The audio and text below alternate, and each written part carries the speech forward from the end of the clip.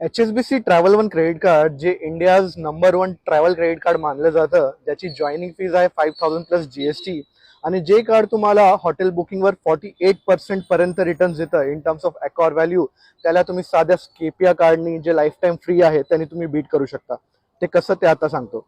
तर row miles म्हणून एक प्लॅटफॉर्म आहे जे फ्री आहे, ज्याची ॲन्युअल फीज नाही, काही नाही.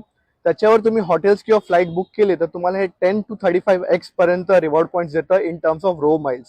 आता हे रोव माइल्स ट्रान्सफर होतात बऱ्याच एअरलाईन आणि हॉटेल पार्टनर्सला. त्याच्यामध्ये एअर इंडिया आणि अकॉर देखील आहे. इथे फक्त दोन गोष्टी लक्षात ठेवा. तुम्हाला रोव माइल्सवर अकाउंट बनवण्यासाठी US नंबर लागतो, इंडिया नंबर नाही चालत ह्याच्यावर. हे तुम्ही तुमच्या US मध्ये असलेल्या फ्रेंड्स किंवा फॅमिलीकडून यूज करू शकता. दुसरी गोष्ट, ह्याच्यावर तुम्ही जे पण ट्रान्झॅक्शन कराल फ्लाईट आणि हॉटेल बुकिंगसाठी, त्याची ट्रान्झॅक्शन होते डॉलरमध्ये. म्हणून यासाठी तुम्हाला एक 0 फॉरेक्स मार्कअप ट्रॅव्हल कार्ड असणं गरजेचं आहे, जे तुमचं स्केपीआय कार्ड ऑलरेडी आहे.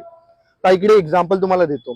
जर समजा तुम्ही आणि तुमचे पार्टनर बालीला जाताय आणि तुम्ही एक हॉटेल बुक करताय कुंपुल विला सॅमिनियाक, जे 4 नाईटसाठी जर तुम्ही बुक केलं तर तुम्हाला त्याची कॉस्टिंग पडते $235.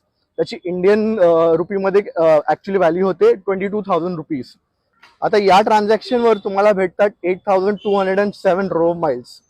आता हे रोव माइल्स अकॉर हॉटेलला ट्रान्सफर होतात 1.5:1 या रेशोमध्ये.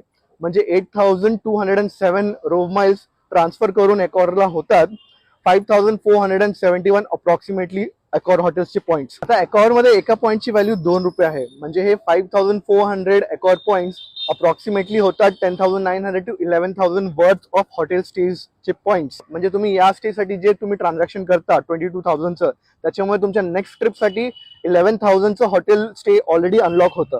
म्हणजे हे तुमचे झाले ऑलमोस्ट 48 to 50% ऑफ रिटर्न्स, जे मोठे मोठे प्रीमियम कार्ड्सही देत नाही.